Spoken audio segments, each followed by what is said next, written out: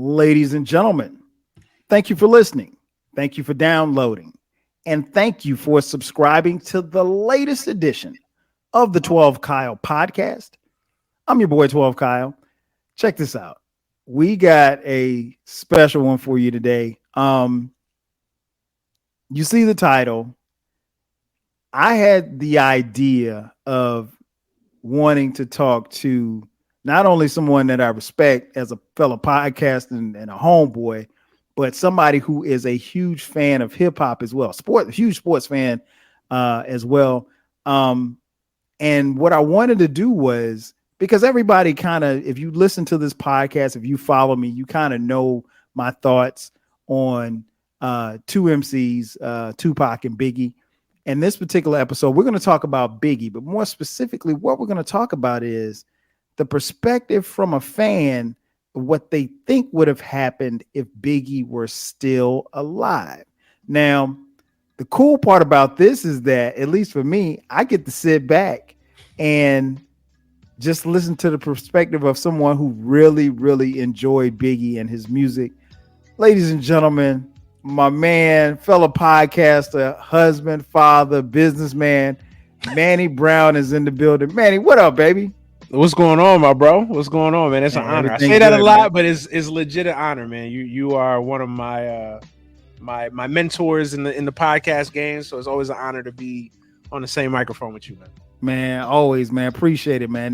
This dude, been knowing him for a while, knows his stuff. Again, a huge hip hop head, a huge, and when I mean huge, sports fan. Born and raised in Brooklyn, right? Is that correct? Born and raised in Brooklyn, man. Born and raised in Brooklyn. Some years in life in Florida as well, but my basically from birth to age 17 it's been New York City, man. It's been Brooklyn. Yeah. The only bad thing I can say about him is he's a Mets fan. Hey, we won't see. We exchange the pleasantries. We being nice to each other. I'm a Yankees fan. Come on, man. No need. You know what? We could have just kept that down low. You know what I mean? We didn't have to expose. Hey, but y'all are doing well this year, man. I'm happy. Y'all are doing as well. Maybe. I hate to see it. The 1 year the Mets are actually doing really, really great. Of course, the Yankees are better right now. Anyway, hey man, who knows? Maybe, just maybe, November we might see each other. Oh man. Listen, that would be a blessing. Listen, hey, we might have to just do a special 12 Kyle. I know, right? Series edition. Like this right. That's the levels to this. No doubt. Well, like I said, Brooklyn native, man. So I got you on here to talk about Biggie. Yeah. So what I did was I specifically said I wanted to get and we can do them one by one.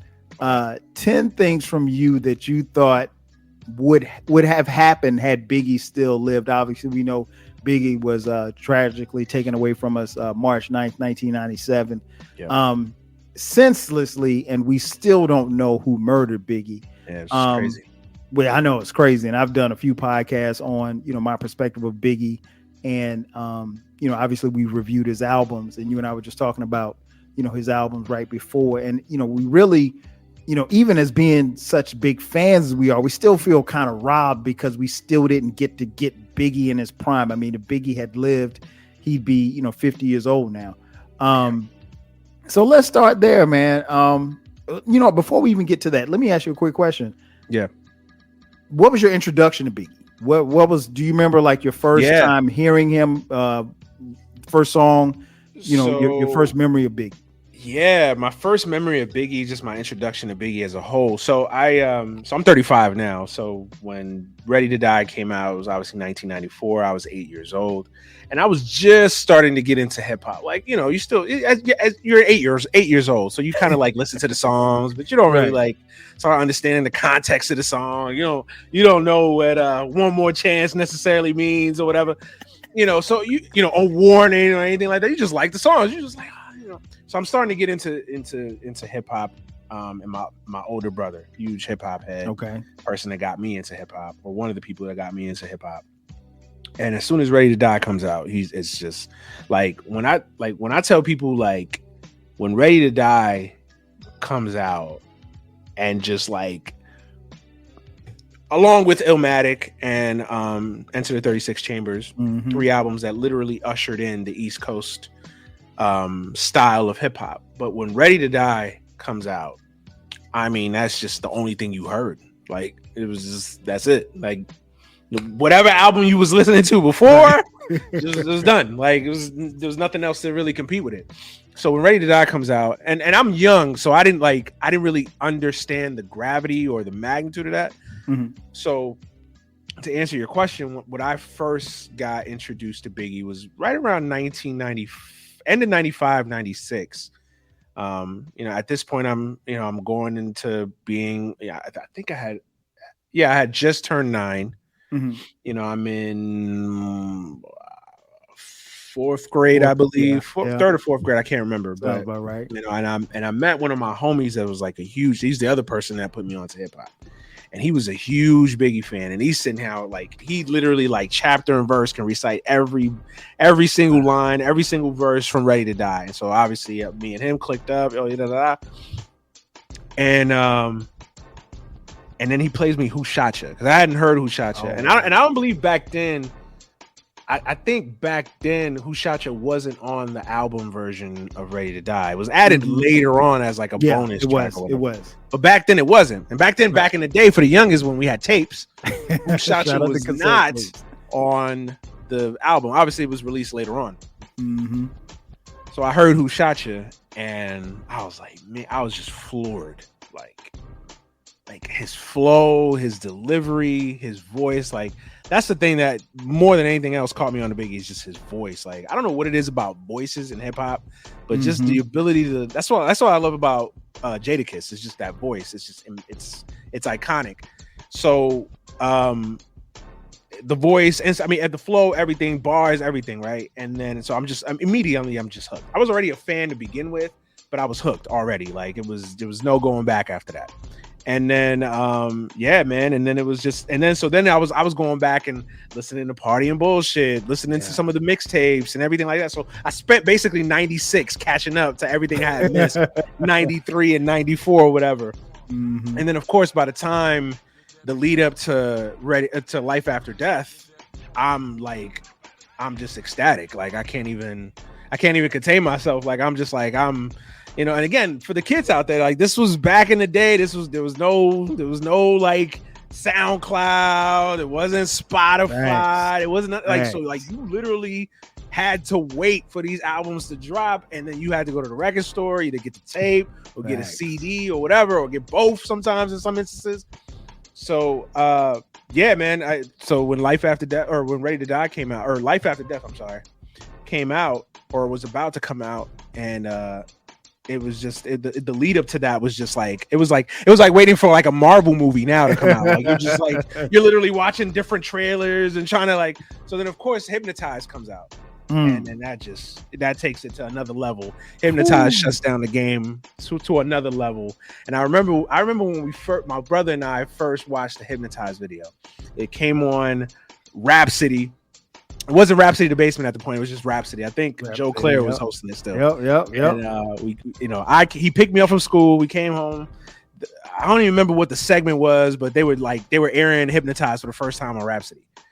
And then we just watched it. And it was just like watching a fucking movie on a like you just it just floors you, like the production and it's like, yo, these motherfuckers really made a movie and a hip hop video. Like it's just everything, man. I mean, so that was my real introduction to Biggie, man. I kind of missed the Ready to Die phase. I missed that. Obviously, I went back and caught up with it, obviously, but I missed Ready to Die. So my real introduction was Who Shot Ya, and then everything that came in between, and then of course Junior Mafia, and then all the features that he was on throughout 95, 96 with all the bad, with Total and Little Kim. So yeah, it was kind of like a slow burn, I would describe it for me as a Biggie fan. Oh, no doubt. I mean, what you described really is very typical of what fans went through in that time frame, and I'm glad you said that, because even the part about going to the record store, like that was an investment. We had to leave our house to go purchase music. You couldn't just whip out something and just start listening to it. My introduction, man, was crazy. I remember I was playing football at South Carolina State University, and same thing. One of my teammates, he had a cassette single, and I needed some. We were warming up and getting ready for this game. We were getting ready to play against Newberry College, and Newberry's not in our conference, but they're a white school. Newberry's probably maybe about an hour away from where we went to school. And so it was a non-conference game, but a game against a team within our state. So, we were getting up for it or whatever like that. And I needed some music. And I asked my boy Bruce, shout out to Bruce. I said, yo, man, I said, you got some tapes? Because I had tapes, but like the tapes that I wanted, that I had, I'd already listened to them on the bus and everything. I needed something to get me hyped. And so he hands me this cassette single, and it's called Dolly My Baby by Supercat. Now, I don't know who Supercat is. I don't know what a Dolly My Baby is, but I put it in and I play it. And I'm listening. And Supercat comes on his little reggae or whatever. I'm not really a huge fan of reggae, so I'm like, all right, what is this I'm listening to? And then this guy at the end of the song starts rapping. And he starts off with, I love it when you call me Big Papa. And I'm like, I stopped. I literally, like, we're warming up for the game. Like, I literally stopped in my tracks and I'm listening to him because I got my headphones on. We don't have our helmets on and stuff. And I listened to it, man. I was like, yo, this dude is nice. And I'm like wanting to hear more at the end of the verse, but I don't hear anymore. It's just that verse. So I was like, all right, let me rewind it. So I hit the rewind button. I played it again. And I played it again. And I played it again. And I played it again. To the point where when the game was over, we won the game. So we're on the bus going back. My boy Bruce is like, yo, you got my tape? I was like, oh man, I think it's in my bag. It was in my Walkman. And so like the next day he's like, yo, you got my tape? I was like, man, I think it's in the dorm. I'll bring it to practice. And I never gave him his tape. Man. Never gave him his tape. I was hooked. After that, man, I started trying to find, and we had limited means because you had to go out and actually do like research. Like you have to like put some work in. Again, for the youngest out here listening, like this is the, again 20 years before Spotify and Apple Music and hell, we didn't have internet back then. Like nothing. That was like the early days of internet. So like unless you had money, like. And you was paying to get internet in the home, like you wasn't. We didn't even have the internet. It wasn't the internet was a pipe dream at that point. Exactly. It was something that was just starting to bubble, but being able to get music. No, like I said, you had to go to a record store, and then I started hearing more and more, and then obviously Clue tapes, Ron G, Kid Capri. He started popping up on these tapes and stuff like that, and then I became a fan. So I just wanted to, before we get started, I wanted to kind of give people a breakdown as to how we got onto this guy. Yeah, absolutely. So let's and as I see your little ladies back there, trying to usher them upstairs. Give me 1 second, real quick. Go ahead, man. Hello. Good night, man. I go through the same thing. Everybody wants to talk when it's time to go to bed or it's time to record. For those of you who can't see, Manny's kids are in the background. He's got 2 daughters and a son, and they're in the background just kind of jumping around. It's bedtime, but they're trying to hang out with Dad. I promise I'm not gonna keep Dad long. He's trying to negotiate. Oh man. Fatherhood, man. Jesus. I don't know what it is with kids, man. Like I swear, ladies and gentlemen, I was down here in my den and I was chilling, quiet as could be. As soon as they hear me turn on this mic and start working, it's like they want everything. Right? Always, man. Hey, mine are older than yours, and they'll come in here. I'm like, hey, I'm recording at 8. They'll like, oh. Hey, Dad, did you see the game tonight? I'm like, hey, man, I just told you I'm recording. The way you But yeah, man. So let's get it started, man. You got 10 things that you think would have happened had Big still been alive in 2022. So let's start with number 1, man. What you got? Number 1, I think probably the most obvious is Bad Boy continues his reign on top, right? I think, Bad Boy at that time, and that's it. And again, coincide with Biggie. Like Bad Boy was the biggest hip hop label at that time. I mean, it was you know, it had, you know, very few could imagine like a label surpassing like Def Jam as far as importance Right. and relevance. And for like a 3-4 year period, Bad Boy was literally the epicenter of hip hop. It was literally like the only label to care about in hip hop, besides, you know, some you know, artists here, artists there, or whatever. And yeah, Bad Boy would have continued this reign on top. I mean, obviously, we're thinking Biggie never dies, March 9th never occurs, and Life After Death comes out, #1 album in the world, multi-platinum, Hypnotized, More Money, More Problems, Sky's the Limit. Obviously, there's going to be a tour. Yes. You know, maybe, obviously, this was the days before deluxe editions, but who knows? Maybe even a deluxe edition. I mean, the sky's the limit to borrow from Biggie, right? Like it would have just. It would have been, and then it was at the time where Bad Boy was just investing on a heavy roster. Like, I think that's the thing that Bad Boy kind of gets. I think people don't give credit to Puffy in this regard. Like, yo, he had a roster of just spitters and great MCs. I mean, you just talk about, I mean, just the Locks alone, but then to have Black Rob, God rest his soul, R.I.P. Black Rob. We lost him way too early, but Black Rob, you know, obviously the Locks. I mean, you got Biggie, you got Mace. I mean, yo, like in any era, those names alone are spearheading a label, and they're in the background. You know what I'm saying? So it's just crazy to me that Bad Boy, the roster that Bad Boy had at that time, and it would have just kept going for a little while. It would have definitely kept going for a little while for sure. I don't know how long. I'll get to my list in a second. The second one on my list, but Bad Boy. I can actually address what you said on the first one. I agree. I think you know, they said that you know we're not gonna stop. You know, if it's safe to say that I'm not gonna say that Big's death was the reason why Bad Boy fell off, if you will. But I mean, he's the biggest artist on their label. So obviously, if you take him off, you know, that label, especially the way in which it happened, it wasn't like it was a contract dispute and he went over here to Death Row or he went to So Def or something like that. But like you said, that roster, man, I mean, and everybody, you know, collaborated on different albums and stuff like that. And I mean, even the ladies, you got Total, you got Faith. Yeah.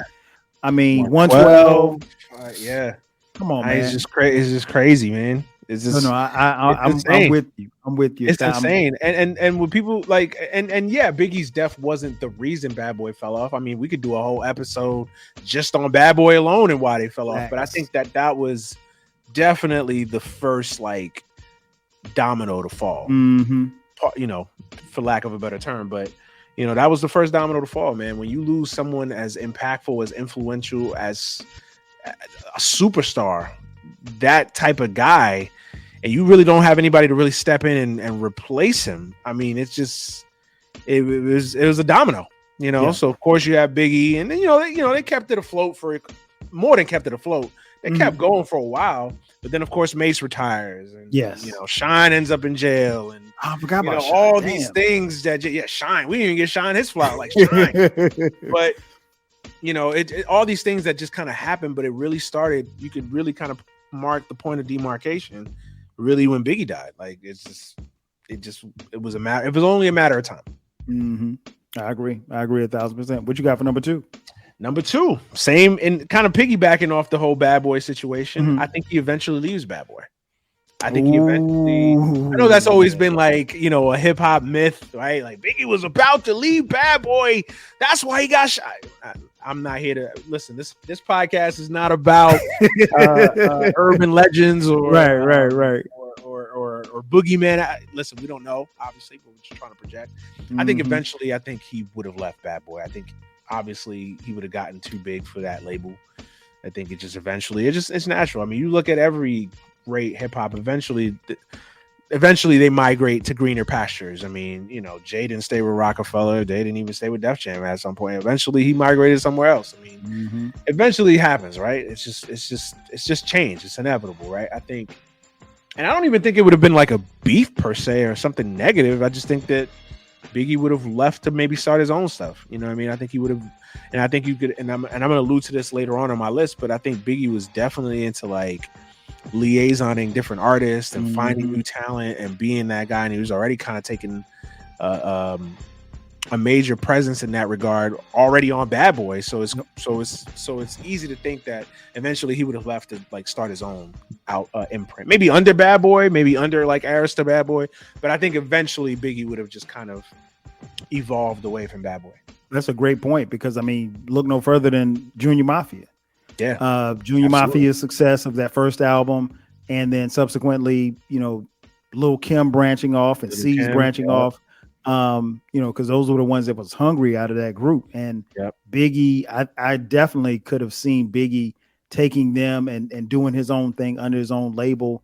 A lot of people don't notice he discovered Cameron. Like, he was one of the first people to really like notice Cameron. So who knows? Maybe Biggie.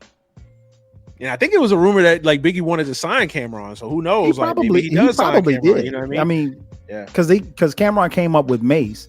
And with Mace being on Bad Boy, who knows? And the thing is that at this time, so we're talking about 96, 97, let's say Big, finishes obligations for his contract to Bad Boy. I could definitely see him, having his own label or imprint, either under that label or, on his own. So no, I agree with you 1,000% on that one. Yeah, for sure. Number 3 for me, no shiny suit era. I don't think listen. Listen, crazier things have happened, but I just cannot imagine Christopher Wallace in a shiny suit for so many reasons. But I just don't think you see the shiny suit era. I think the shiny suit era was kind of Puffy, the worst of Puffy. I don't want to say the worst of Puffy, because I'm not gonna lie, even I enjoyed the shiny suit era for what it was at that time. But I think that was kind of the worst excesses of Puffy. And, I don't think Biggie would have been down with that. I think Biggie was still one of those guys that had his one ear to the street, one ear into like pop culture. And I think he would have been like, no, hey, we're not doing the shiny suit, because remember, Biggie's still alive. So the More Money, More Problems video is probably different. You know what I'm saying? So who knows, right? But I don't think we get a shot. We might get a shiny suit video, but we don't get shiny suit era. Let's put it that way. Right. No, I think you're onto something there, because I could definitely see that in a video, because the shiny suit era, all of that stuff really took off, and Puff made everything like things were this way, and then Puff made it bigger.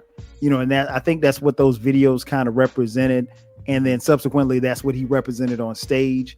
And I hate to say it like this, Manny, but that was kind of, and you'll get where I'm coming from when I say this, it was kind of Puff riding the wave of Big's demise. Yeah. Not necessarily to be profitable, but even something as simple, well, I can't call it simple, but even something as simple / complex as the Police song that was Every Breath I Take.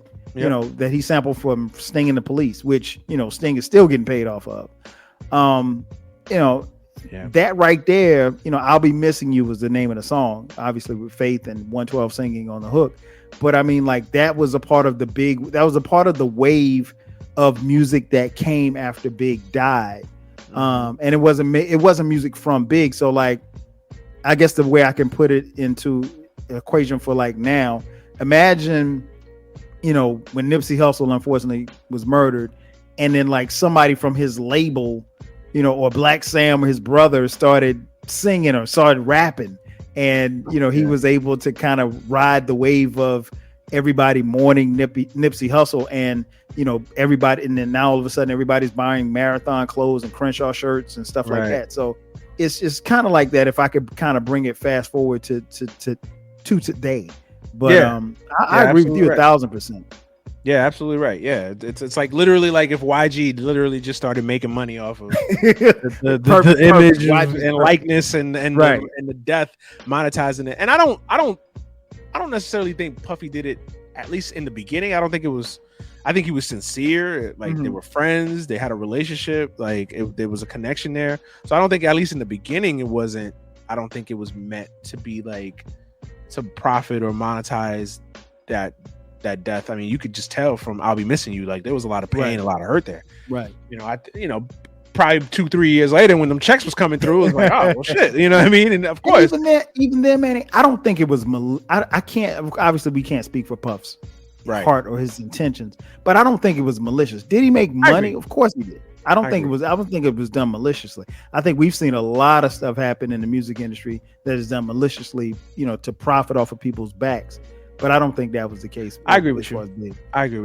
Listen, there's a lot of things you can bag on Puffy about, but I've always kind of felt like it was a little bit unfair. I don't think it was done maliciously. No doubt. And to be honest, man, being older than you at that time, I remember people really, really dumping on Puff about that. Like, and it was just, and a lot of it wasn't fair. And then Puff really wasn't in a position where he could kind of come back and defend himself, because if you ignore it, then you just keep moving. But if you say something and people are like, oh, well, why are you getting defensive? Are you really trying to steal from Big? That type of thing. Yeah, for real. So number 4 for me, and this one's the one I kind of struggle with the most, but okay, I'm gonna go with it. It's a 2-parter for me. Okay. I think Junior Mafia doesn't fall out. And the other one, which is the one I really struggle with, is I don't think Little Kim loses her way. And I'll start with the second one first, because I know this one might be a tricky one in some respects. So I don't profess myself to know Little Kim. Obviously, I don't know her. I don't know where her mindset is. I don't know where her upbringing was. I don't know what psychological issues she may or may not have. I don't know. But all I know is that someone that goes through the efforts to change their own appearance and the way they look, something has to be. And I don't mean it in like a negative way. I mean, like, there's something that it's clearly something is affecting her, and something is bothering her, that she does not love herself. She does not, or at least doesn't think highly of herself enough to love herself more. Which is sad, because she was a really beautiful woman. Like, there was a point where literally Little Kim was the apple to everybody. You know what I mean? Like, everybody just desired Little Kim in some way, shape, or form. So, I mean, listen, just look at that hardcore cover and just tell me Little Kim needed to do anything to her appearance. Yes. I mean, whatever. But yeah, man, it's tough to even. I like many. It's tough to even look at Little Kim right now. I mean, it's like, why? Like, what is going on that? And you just wish that somebody was there to just be like, yo, you don't even got to do all this. And I'm not saying that this doesn't happen if Biggie's around or whatever, because who knows, right? Mental health, self-hate, self-love is a big thing that goes beyond a rapper being here and not being here. Right. But I'd like to believe that if Biggie was around, and everybody knows the relationship that they had and the love that they have both for each other, I'd like to think that if Biggie was around, maybe we don't see that. And so I'm going to go with that one. And then the Junior Mafia clique, man. I mean, I think Biggie not being there was a huge loss for that group, man. I mean, he was the guy that brought them all out of the mud. So when he was that dude. He was like Superman for them. So when he left, it's just that guiding light, that voice. Because I don't think none of them dudes really wanted to rap. I just think it was just Biggie.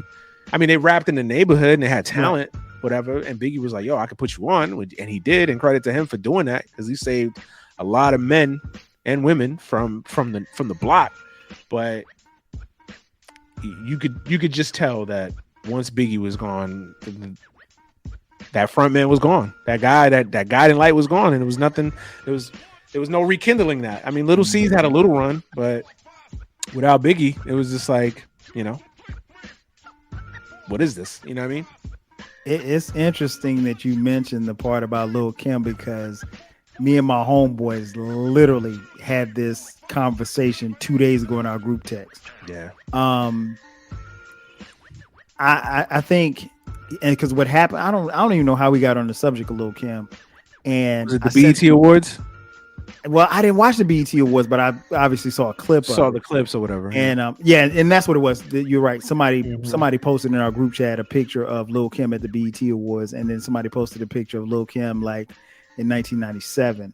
And what I did was I posted a picture of Lil Kim, like even before then. Like if you go back and watch that Get Money video, I think it was.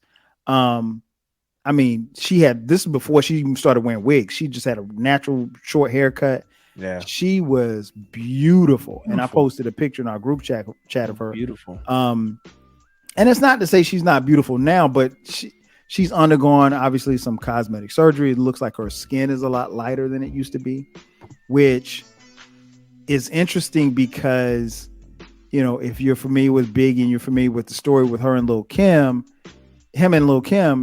and you understand the dynamic of where she was in his life, you know, when Faith was around and Charlie Baltimore was around and, you know, some of the other women.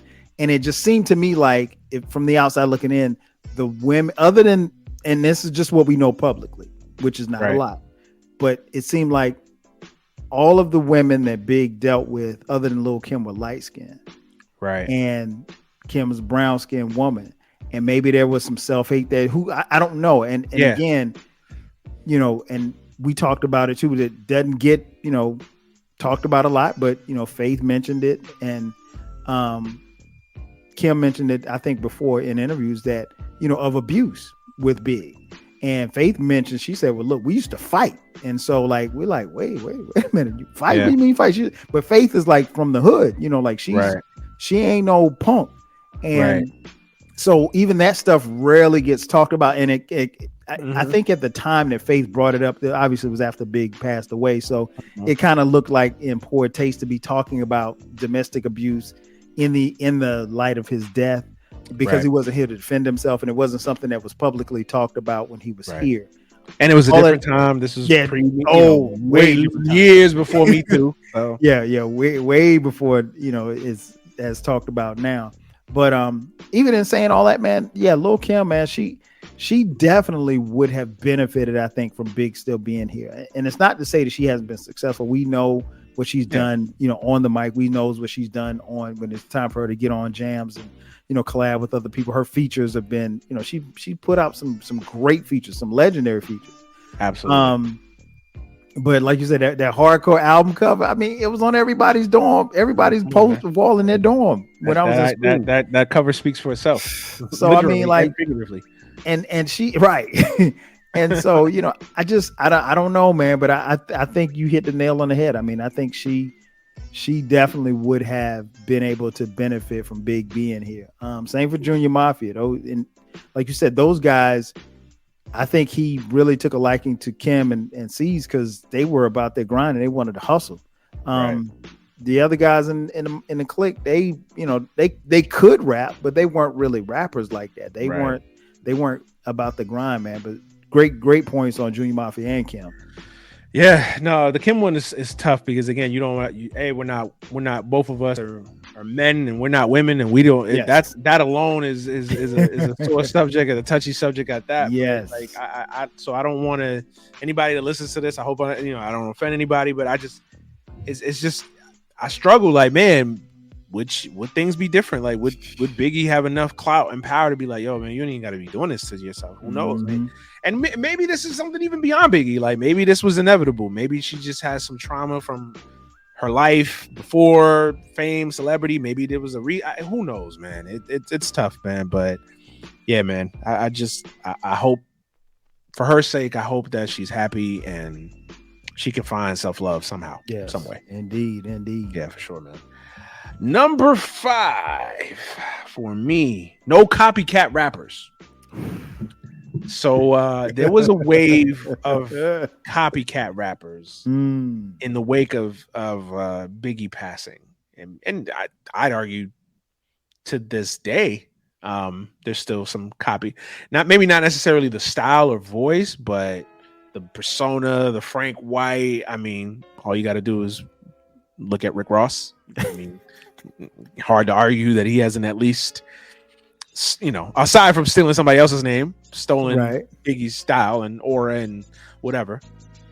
But yeah, I mean, Rick Ross, Shine, which I always kind of felt like it was a little unfair with Shine. Like I never looked at Shine like, aside from sounding like him, I never like felt like Sean was trying to be Biggie. It was Same. two different dudes. So I always kind of felt like that was unfair. But I mean, you had Gravy, who literally looked like the dude, you know, and sounded like Gravy. Yeah, Gravy, man. Gravy, yeah, Sean, you have Rick Ross. I mean, you could. I mean, I've even had arguments with folks that like felt like Big Pun was kind of a Puerto Rican Biggie, basically. You know what I'm saying? So, and of course, this is nothing to say against Pun. Pun is God level as well. Yeah, but I think you don't see that wave of copycat rappers, man. Maybe it's somebody else. Maybe you and even Tupac had copycat rappers. I mean, you know, you could argue Ja Rule was a clone of Pac. You know what I mean? You could argue that. I mean, people have said maybe DMX was maybe a clone of Tupac. I'm not saying that they are or aren't. I'm just saying that you don't see that wave of copycat rappers if Biggie is obviously alive. No doubt, man. Hey, man, they just like they said on the symphony, man. No biting allowed. You know, that's what one thing that we didn't allow in hip hop. You couldn't bite, and I never you couldn't be Future and Designer, which they're really the same. But you're right, man. And I totally, you had me cracking up about Gravy. I totally forgot. And Gravy played Biggie. He played Biggie in the Notorious movie. Yeah. Yeah, man. It's like you said, I'm the same way about Sean. I thought Sean could rap. I understood why people liked, or took to Sean, but I think I was like, y'all understand that he sounds like Biggie. I was like, but he don't rap like Biggie. It's one thing to sound like Biggie. I was like, but he don't rap like. So I never made the correlation, man. But and even the sounding part was a reach. It is similar. It sounds similar, but it was like people made it sound like it was just literally remember that dude that sounded just like Jay-Z? Yeah, I remember. I can't even remember his name. He had a video or something like that. Yeah, literally sounded like there was a rapper. I think he was even Angie Martinez co-signed this dude too. Like that dude literally was was a whole biter. I never liked to shine like that. So I was kind of why you want to sound like him? Yeah. But no, I'm rolling with you on those. That cool. No copycat, that's for sure. No copycat. What you got for 6? Number 6, Puffy doesn't become the superstar that we eventually see him become. Now you're stepping on some toes, Manny. I mean, listen. And again, I think we alluded to this obviously two numbers ago, but I don't think it was intentional. But Puffy felt like he had to take the mantle as the face of Bad Boy, for better or for worse, right? We didn't know Mace was that guy yet. Lox was Lox, obviously. But Puffy had to be. I mean, Biggie died, man, and one fell. So March 10th came around, and Puffy was like, "Yo, I gotta keep the train moving." Yeah. So he stepped into that. Remember, Puffy's album was in the works already, and what the album that ended up becoming No Way Out was, I think, Hell Up in Harlem or whatever. And it was a totally different album, totally different vision for it. Who knows? Maybe we for sure know that we don't have an I'll Be Missing You. Oh, that song does not exist in our current timeline here. We're in the MCU, man. We're in universes. This song does not exist, obviously. So Puffy doesn't transcend into pop culture. That's not to say that Puffy isn't recognizable or he doesn't become a billionaire. Because I think Puffy had a drive and a vision and was smart in his own right. So definitely, I think Puffy. What I would describe it as, Puffy becomes more of a Pharrell, where he does some music, has some hits, But people think of Pharrell, they think of producer, super hip hop producer. Yes. And I think the same thing with Puffy. I think they would think of him more of hip hop producer, guy that has some hits here and there. Can't Hold Me Down. That's a song. I think it would have been on either version of that album. Obviously, that was the first single.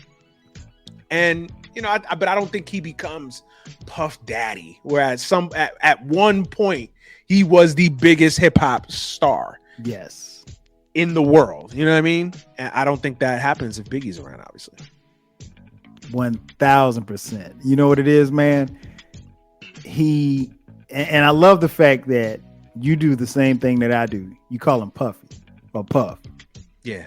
I never call him I Diddy. never called him Diddy. Yeah, it's Puffy, man. Because we know him as Puff. He's always gonna be Puff. He according to him, he invented the remix, and it's always just been Puff. And so, like, you're right. I don't think, and it's not his fault per se, but like you said, he was thrust into a position where they make the "I'll Be Missing You" record that goes bananas. That's all over MTV. It's on white radio. It's on black radio. It's everywhere. Still to this day, probably one of the biggest hip hop songs of all time. Ever. Yeah.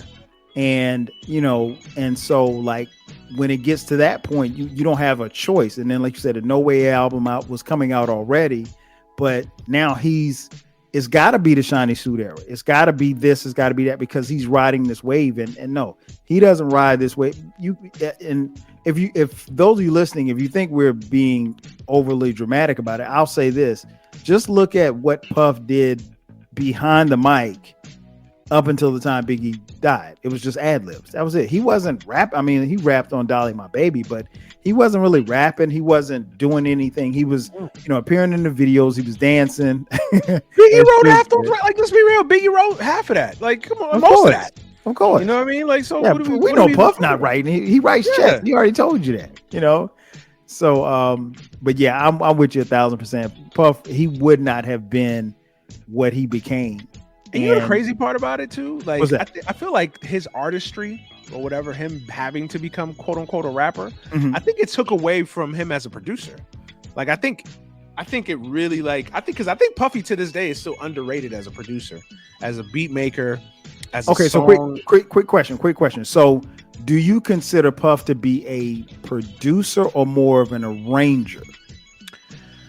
Because you know about the Hitman. Yeah, true.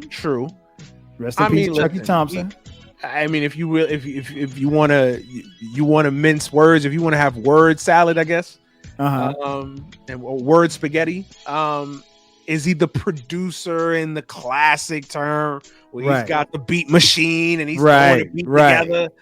No, not necessarily. But I think he's not. But I still give him credit, man. I think he's definitely the arranger, and I think he may not be the architect of the beat, but he's definitely the visionary of what the song is, what the song could be. Sampling, he got on the train of sampling, 80s music. I mean, Puffy was ahead of his time, because I mean, we were living in the age of 80s nostalgia, and Puffy was ahead of the curve. Yes. Just a decade after the 80s, like in the 90s. I mean, he was sampling 80s music heavy. So yeah, man, I still give Puffy his credit as a quote unquote producer. I mean, was he in there with the beat machine making beats necessarily? Probably not. But hell no. Yeah, probably not. But I still give him his due as a quote unquote producer, because he had the vision, man. He had the vision. Chucky Thompson didn't have the vision to do. Maybe he did. I don't want to speak for him, but Chucky Thompson did not have the vision to do More Money, More Problems. He didn't. Puffy had that vision. Puffy had the vision of, like, yo, we gonna take this, we gonna do it in the video, blah blah blah. That's Puffy, man. You know what, man, and that's why I call him an arranger, because when I think of a producer, I'm thinking of a Dr. Dre, a Timbaland, or Primo. I'm thinking of people like that, and I know that Puffy had the Hitmen. That was his producer team, and it's been widely rumored that like the Hitmen would have a beat together and they'd have everything there, and then Puff would come in and say, okay, well, hey, you got to take this down and put this up and flatten this out right here, and let me do this. And so that's producing too, though. That's it is producing. It is producing, but I think the thing that people would knock him for in that scenario would be, like, he would get the producer credit, right? And it would say, like, executive produced by Puff, co-produced by the Hitman. So obviously, if I'm the executive producer, if I EP'd it, then true. My cut of the check is going to be a whole lot bigger than those who, and maybe, just maybe, the Hitmen were actually in there, crafting the beat and everything. And then you were downtown getting your hair cut, or you were at Junior's getting cheesecake, and you come in here and now you just touch a couple of buttons and now you're the producer. So It's been widely documented as to how, you know, people think that it went, and you know, some people spoke on it or whatever like that. I've never heard the hitmen, you know, and Chucky Thompson in particular, rest in peace, you know, speak ill of Puff or anything like that. So I don't think it was as bad as people try to make it out to be. But it's just a thing of, like we talked about a little earlier, where people, you know, don't like Puff. It's one of those things to bag on Puffy about. So and that's fair. I mean, again, but my counter to that would be is, yeah, he wasn't in the studio making the beats, so him crediting himself as a producer, yeah, probably was not the best of look, and I agree with that to a point. But let's just say I'll take I'll Be Missing You, right? Mm-hmm. And it's beat form, probably just a normal standard beat, but Puffy comes in. Let's do this. Let's put let's sample here, blah blah blah blah blah, and maybe takes "I'll Be Missing You" from okay to "I'll Be Missing You." Right. Global. Hey, you may not like that, but facts. That's producing as well. Oh, it is. It is. And it like, really is. It really he gets is. credit for that. And he gets credit for that. Fun fact: I read this, and I people can look it up if they will. But I read that he's gotten no royalties from that. Like all of that money from that song goes to Sting. Yeah. That's crazy. No, that's true. That's accurate. And that's a huge. That's the only way. That's the only way Sting would even clear it. Wow. If he's got 100%. Woo. Yeah. I mean, listen, we're not crying for Puffy. Puffy's right. more than made up for it. He's more than made up for it. Let's just put it that way. If he ain't at $1 billion, he's close to it. Yeah. Number 7, my favorite one on this list. Okay. Because I love me a good hip hop beef. I think eventually, not even eventually, I think inevitably, Biggie with Jay-Z kind of co-signing would have beef with Nas, Ghostface, Raekwon, Jeru the Damager, especially in light of Kicking the Door and Was Beef. Remember, Biggie's alive. He's alive. Album's out. Kicking the Door. It's banging like, he's talking about I mean, and listen, this was a battle that's been brewing for a while. It's been simmering for a while, right? Like Purple Tape comes out, biting niggas, like, Ghostface saying what he's saying.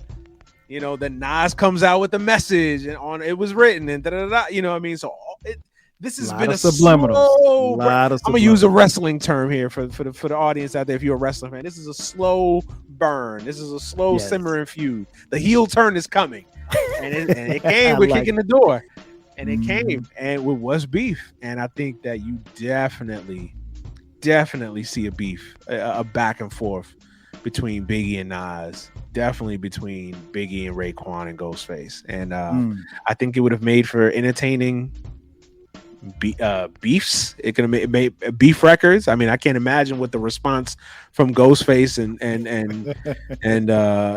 the chef would have been, and then of course Nas, and then and then you got the Nas and Mobb Deep component too. So maybe Mobb Deep gets into it because we all know Mobb Deep was tight with Nas and Wu. So I mean, and then of course you got Jay-Z and everybody. I think it could be very interesting. It could have been a borough war. That's what you're saying. Absolutely. I think so. I mean, listen, it's not even, I don't even think I'm speaking out of turn. I mean, there was, for all intents and purposes, there was a beef. Like it was. Oh, no question. No question. I mean, it was very subliminal, but I think if Biggie's alive, I think it goes past subliminal shots, and I think it goes on to full on, like you get ether before ether. Like you get the ether. Yeah, you get that, it just happens. Like, and I think, I mean, everything that you see down the line with Jay-Z and Nas has roots to Biggie and Biggie and Nas. So, and that falling out or misunderstanding or whatever. So, man, I like that. I like that. Yeah, I definitely think that you will see some back and forth shots. And I think it would have made for great hip hop, man. I think it would have. I mean, I can't imagine what a Ghostface Chef rebuttal or Jeru rebuttal or whatever. So I think it would have made for great spectacle for sure. Oh, no doubt. I agree 1,000%, man. I like what you're saying because, like, even back then, the disses were very subliminal. It wasn't overt. It was, like sometimes you had to listen to it, be like I might call you and say, "Yo, Manny, man, you heard Nas? You heard Nas say, you think he talking about Ghost?" And then you're like, "Nah, man, I think he talking about Big," like that. And so like that's how you would be with your friends, because like nobody really didn't speak each other's name. Like I'll be honest, it went a minute before I realized that Kicking the Door was about Nas. I didn't know. It was a sucker move back then if you was mentioning cast names. Like, you know what I mean? You would be looked at as a sucker, like, oh, you it's like cloud chase. Cloud chasing was not a good thing, guys. Never. For the youngest in the audience. Like, there was no cloud. I mean, there was cloud chasing, but I mean, like, that wasn't considered not like a that. good thing back then. You know what I mean? So yeah, man, I think it would have just made for great hip hop, man. I mean, I think that. And and then of course you got Method Man in between, and you got AZ who's running with both, with Nas, of course, and it's still cool with that Brooklyn connection with Biggie and Jay. It again, it would have made for fascinating music for sure. Absolutely. Sure. Number 8. 8. We really would have seen Biggie's role expand as a talent evaluator and nurturing MCs for the next generation. So I think one of the underrated aspects of Biggie, and I talked about it earlier, was he really had an eye for talent. Like he saw something in Little C's. He saw, even though, I know he probably was writing half of that stuff or whatever, but hey, he at least had a vision. Not everybody could just pick somebody. Even if you put in the words behind it, they got to have that it. And he saw something in Little Kim. He saw something in Little C's. I think he's one of the reasons. I know the locks were discovered by Mary J. Blige. Those were like the ones that put him on to Puffy's radar. But the locks have said that Biggie was very influential in their early days on Bad Boy. So even just with the locks, with Mace was another one, right? That credits Biggie for being very influential, in the early days of Bad Boy. So like Mace, the locks, Junior Mafia, Little Kim, I mean Jay-Z. I mean, I'm not gonna say Jay-Z, he discovered Jay-Z, obviously he didn't, but him throwing his like that, Jay-Z really went to another level when like he had that Biggie endorsement. Like, yo, damn, Biggie's endorsing this dude. Like, all right, okay, like this dude must be serious. So I think I would have loved to seen, like, obviously Biggie's alive, he's got his own label, he's away from Bad Boy, like seeing what role he plays in nurturing, finding the next artist, kind of similar to what Kanye's done. Dre, obviously, Jay-Z, like all these other artists that when they get to a certain level where they kind of become artist liaisons, where they're finding the next so-and-so. And I think Biggie would have had great success in that, because Biggie had an eye for talent, man, for sure. Oh, I agree, man. I think Biggie, the businessman, really would have intrigued me, because we started to see glimpses of it, like you said, in his artist development. He had a clothing line called Brooklyn Mint. I actually had 2 t-shirts, man. I don't know what happened. I had a couple shirts. Love those t-shirts, man. So Brooklyn Mint, we saw him dabble into acting when he appeared on Martin. So, he was, I think, starting to really come around, man. And I think, we were just really just seeing him scratch the surface of where he was going to be. But yeah, like you said, his artist development, man, was, I think that would have been interesting. Like I said, just going into his own label and being the guy calling and pushing the shots. I think he would have. I think he'd have been successful. I don't think he would have needed, Bad Boy or anything like that to succeed. Yeah, absolutely. Yeah, just finding different artists to co-sign. I mean, who knows? Maybe if he's alive, we get the first glimpses of Cameron, and by definition, we get the first glimpses of Dipset. So who knows, right? Like, it's just the sky's the limit when it comes to Biggie as a talent evaluator, man. I think he really had an eye and an ear for that. So it would have just been interesting to see that. Number 9. New York maintains its place as hip hop's epicenter.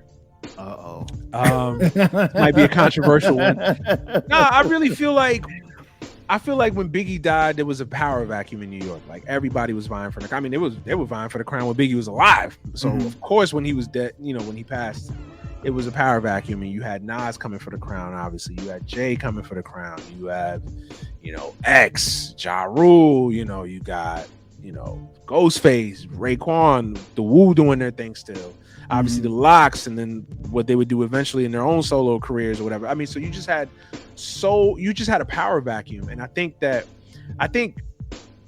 having that like larger than like, because that's the thing about Biggie too. Biggie was just this larger than life figure that for the most part had respect from everybody. I mean, aside from his issues with so and so or so and so, whatever, he just had respect from everybody. And I wonder if Biggie was alive, do you see the proliferation of beefs in New York? Because I think that's kind of one of the things that really kind of helped New York fall off. Is just like, it felt like every artist at some point was beefing with each other.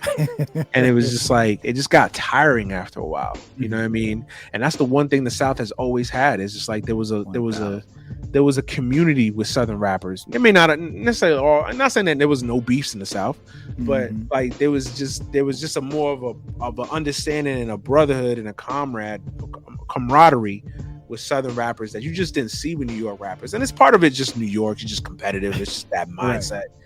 But I think a lot of it was just kind of like everybody was just vying for the crown, man. I mean, even Nori had a 98 where you just big punt. Like everybody was vying for that title.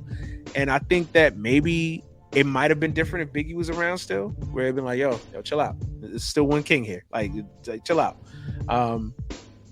And even going into the 2000s when the South is starting to rise up, maybe Biggie's strong. Maybe Biggie's aura is big enough to like rally everybody around him and say like, yo, we're not getting down like that. We're not gonna have 50 Cent, this new kid beefing with Fat Joe and Locks and I mean, maybe I'm reaching on this one, but I like to think that New York at least is able to settle itself and still maintain its prevalence as the birthplace and the epicenter of hip hop.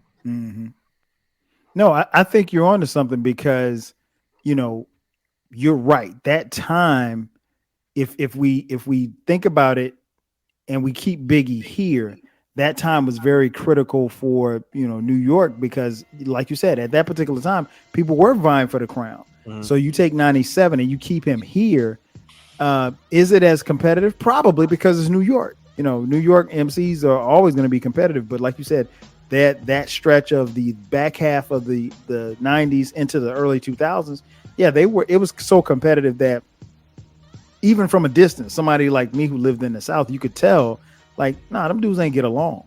And then you go look at, a video from somebody down south in Atlanta or Miami, you look at a Ludacris video and Goody Mob's in it, and Outkast is in it, and 2 Chainz is in it, and it's like you see all of these cameos of these people, and everybody's from different neighborhoods and stuff like that, but they're collaborating and they're working together and doing songs together.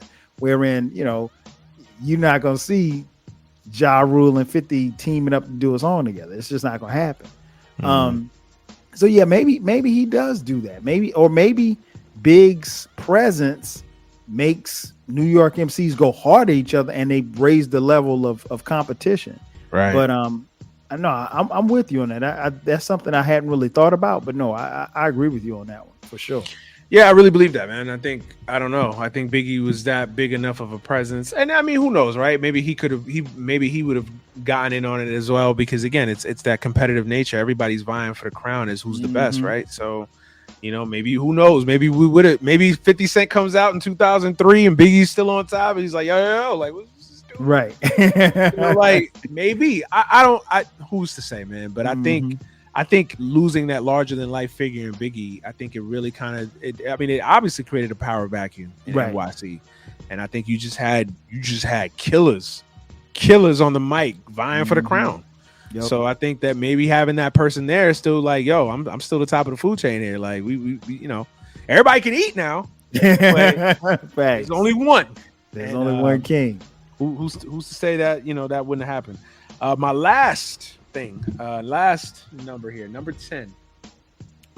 I think we really would have seen something special with Biggie's evolution as a lyricist, as a rapper, as an artist, and as a businessman. You alluded to it yourself a couple minutes ago. I think you really saw Biggie was just ahead of his time with just doing all the things that he was doing, delving into acting, fashion, basically being a co-signer of different artists. And I think you started to see that even back then. So I think it would have just further been continued going into the new millennium. So I think seeing that, of course, but I think seeing the growth in his artistry, like that's one of the beautiful things that I look at when I look at rappers like Jay-Z, I know that even Eminem, like to see where they were when they started to now, in the context of what their music is now compared to what it was back then. And I'm talking about rappers that have had 20 plus year careers. I mean, I would have loved to have seen. That's the sad part about Biggie, right? We only got 2 albums, right? We only have those 2 albums. I would have loved to have seen what the follow-up to Life After Death was, because we talked about this offline. We're like, Biggie was ahead of his time even on Life After Death. Like Life After Death was melodic. He was singing on hooks here. It was only 2 songs here and there, but that still was ahead of his time, even for '97. And it ostracized him a lot in certain circles, because a lot of people, I remember back then, like people was like, it's cool, but it's not as good as Ready to Die. Ready to Die, he's talking that shit. Like he's singing, play a hater. What's that? So I think it would have put him.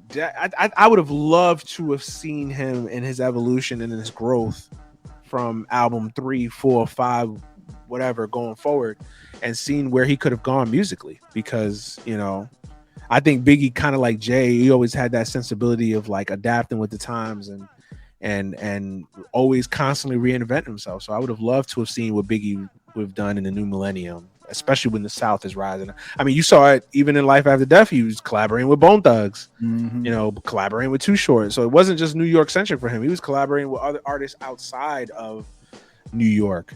And I would have loved to have seen what Biggie, collaborate with Southern rappers, a Ludacris, a T.I., a Jeezy, or whatever. Like, I think it could have been the growth as an artist could have been amazing to see. And I think we would have seen something special from Biggie if he had continued. Yeah, I agree. I think that's something I think about a lot too when I think about him and his legacy, where he would have been lyrically and musically had he survived, and then also, how he would have handled life as a father. He was going through a divorce, I think, at the time that he was murdered, but just his overall evolution as to where he would be as a man.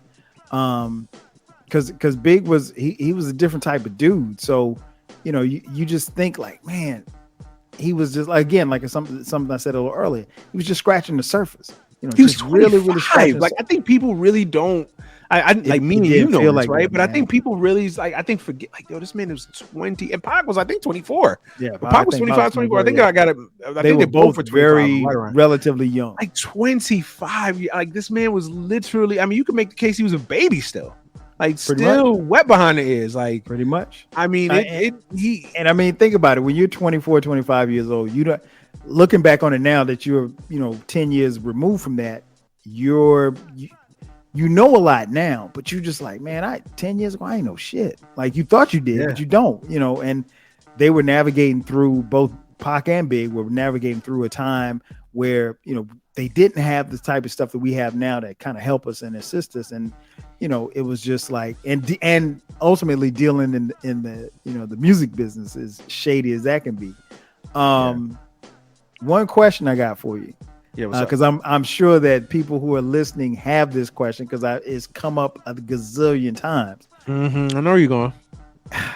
Somebody you mentioned, Sean Corey Carter. Yep. If Big were alive, what happens with Jay-Z? I still think you have Jay-Z. Okay. I feel like to say that Biggie was alive, there's no Jay-Z. Jay-Z just fades into obscurity, or Jay-Z's just a nice rapper. That's just such a disrespectful take to just the greatness of Hove. And Hove is my favorite rapper. Biggie's my favorite rapper. They're both tied as my favorite rappers. But like, that's just disrespecting Hove. It's not even like something that's just worth arguing. Like, sure, obviously you've got that spectrum of Biggie. It's interesting to see what a world looks like when you have 2 behemoths like Biggie and Jay at the top of the food chain, what that looks like, right? But I think it's no different than like Jay-Z, Nas. Jay-Z, Kanye, obviously for different reasons. I think you would have seen it similar to like a Jay-Z and a Kanye, where Kanye's as big, if not bigger than Jay-Z, or Jay-Z's as big, if not bigger than Kanye. And I think they both exist in parallel universes. They do different things per se. I think Jay-Z was just so talented, so smart, so driven. Like we talk about Biggie's business acumen. Like Jay-Z, we've written books about Jay-Z's business acumen. So I just think there was no stopping Jay, man. I think Jay was determined to be Jay, no matter what. And I think he would have been. I think he would have still been that guy. Maybe could we argue that he's maybe looked at in a different light? If maybe he's overshadowed, I think is probably a better question. Does Biggie overshadow Jay-Z? I think you can make that argument, but to say that like, oh, Biggie's around, Jay doesn't even get on, with some people would have you believe, like Jay-Z was doing this thing when Biggie was alive. Like people, like Reasonable Doubt, they didn't sell as much as Ready to Die or you know, even Nas' second album, it was written, but Jay-Z still to come out with a Reasonable Doubt as your first album. Yeah. And who's to say, you know what, In My Lifetime is probably a different album too. This is true. I still love In My Lifetime. I think that album I do too. Criminally underrated. If he knocks off 3-4 songs, that is a different album. Completely. But maybe that's a different album. Maybe Jay-Z's not in that mindset where he's trying to fill the void of Biggie as opposed to, or not even necessarily fill the void of Biggie, but like trying to be Biggie in the bad boy element as opposed to just be Hove. Maybe that's a different album. And who knows what we get from Jay-Z. So I think Sean Carter was going to be Sean Carter regardless, man. I really believe that.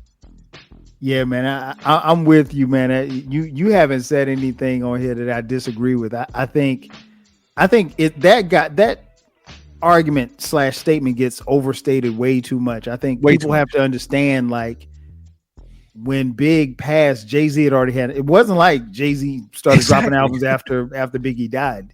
Reasonable Doubt came out in '96. Now, like you said, it didn't sell well, but Jay-Z didn't necessarily sell a lot of records because of the void that Big left when Big wasn't here. I think you can make that case for Puff because they were in the same label. If you say, okay, well, you know, Big wasn't there as competition. Well, I mean, everybody kind of, but I think that was New York kind of pushing. So Nas stepped up, Jay stepped up, you know, Busta stepped up eventually. You know, groups like that. And I think it was more of a collective. I don't think it was necessarily one MC in particular that, you know, really filled that void, if you will. But I think maybe Big overshadows Jay, but I think Jay probably stays on the same trajectory that he does. You know, he's still, because I don't think that the moves that he made ultimately were because Big wasn't here. But I also think in saying that, I think that it's very plausible that Big could have made the same moves or better than Jay. You know, with some of the things that we talked about was clothing line. Jay had a clothing line. You know, he had artists. Jay had artists. You know, so it's not inconceivable that they both could have been doing the same thing and relatively pushing each other to, you know, newer heights and stuff. So yeah, I had to ask you that, man, because it's I mean, you can't do one of these things without talking about the elephant in the room, right? Oh, Jay-Z, of course, right? yeah. I think I did a good job of even avoiding it. But nah, man. I mean, honestly, the way I would compare it is like the Rolling Stones and the Beatles, right? Like I feel like they both were legendary, tremendous rock bands that literally came within months of each other, and they both have their fan bases. Obviously, the Beatles get regarded probably a little bit higher historically, of course. But that's not to say that like people take away from the Rolling Stones and what they did. I think they both withstood the test of time, and I think that Jay-Z and Biggie would have been no different. Same for Nas too. Like, oh, no question. Biggie, Jay-Z and Nas exist in the same world now. Like, so to say that Biggie and Jay couldn't have existed in the same, and like Jay just said, and recently in Neck or Wrist, y'all would have got the commission. Exactly. That would have even the commission was coming. What You know, like who knows what The commission that would have been a group yeah, with exactly. Jay-Z and Biggie together. And that's the Right. thing, man. Like people think like I've talked about this on this podcast before. Like, you know, legends in rap and music do exist, and they can coexist. In You the same know, periods. in the same period, there can be a Kendrick and there can be a Cole. There can be a Kendrick and there can be a Drake. Yep. You know, there could be a Jay-Z and there could be a Nas and a Biggie all at the same time. And you can have your fan bases and everybody can love who they love and support who they support without there being any type of beef or anything like that. You don't hear people saying, well, you know, Stevie Wonder would have never been if Marvin Gaye had, like, what? Like, we had an era where it was Ray Charles, Stevie Wonder, Marvin Gaye, nobody cared, Curtis Mayfield, and they were just icons, giants, like musical. Prince and Michael existed in the same time frame. They weren't going to get on the record together. Prince more than Mike, or no people that prefer Michael more than Prince, but I don't think anybody like denigrates one to like. No. I think it's just silly, man. Like, yes, Jay-Z would have still been Jay-Z whether Biggie was here or not, and to allude otherwise to that is foolish. No doubt. Before we get out of here, Manny, man, tell people where they can find you on the socials. Man. Tell them about your 7 different podcasts. This man is everywhere. Not 7, man. I do try to be the hardest working man in podcasting, man. Nah, for sure. You put in the work, that's for sure. I try to, man. I'm trying to be the next Sean Carter out here, man. I'm trying to have generational wealth in these streets, man. There you go. Nah, man. First and foremost, man, thank you for having me on, man. You know how I feel about you. You know how I feel about this podcast. So anytime that I can be lucky enough to be on here with you, we're gonna do it again. Oh, for sure. But now, man, Any Given Sunday is my main show. For the folks that have listened to me before, y'all know that we're on our little summer hiatus, so we take a little break in the summertime. To just live life, enjoy, right? But we'll be back in August next month. August 21st, I believe, is the third Sunday in August. So we'll be back then with a new episode, gearing up for football season. Any Given Sunday, we'll be back. And then, of course, like the title sounds, new episodes every Sunday. And podcast is available anywhere where you can find podcasts. And then I do some work for MLBBro.com, covering Black baseball, all things Black baseball. Myself, Rob Parker.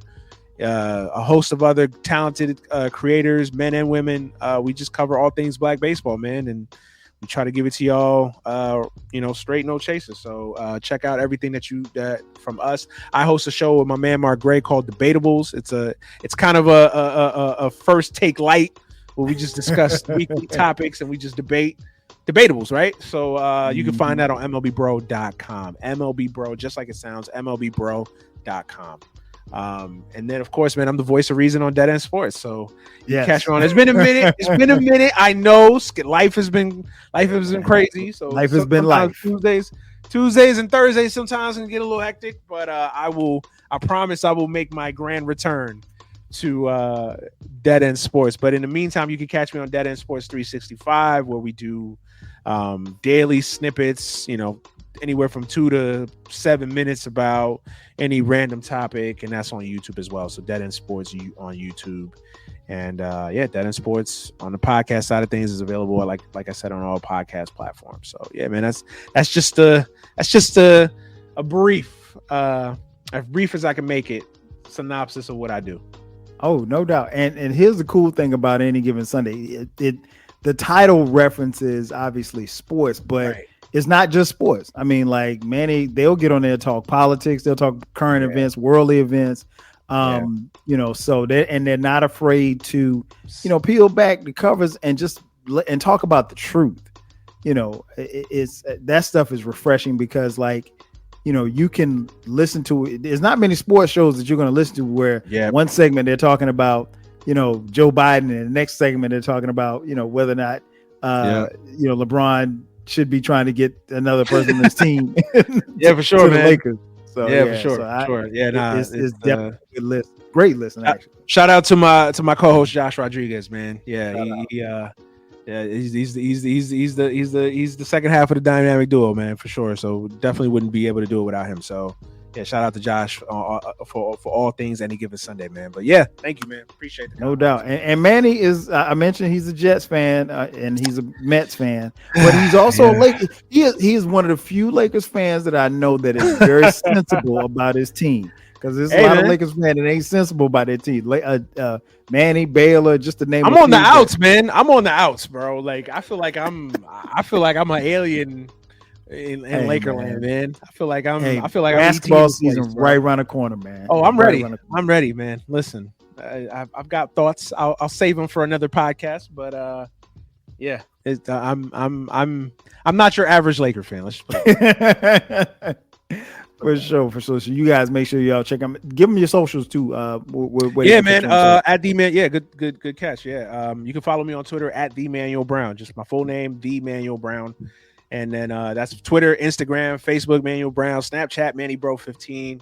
But yeah, Instagram and Twitter, man, the Manuel Brown. There you go. Well, you guys have been listening long enough. You know where to catch me. It's 12 Kyle across the board on the socials. This podcast, like all of my podcasts, drop every Thursday at midnight. From time to time, we drop bonus episodes on Sundays at midnight. So it's important that you do subscribe. That's going to do it for us. So for my boy, Manny Brown, I'm your boy, 12 Kyle. We'll catch you guys next time. 5,000.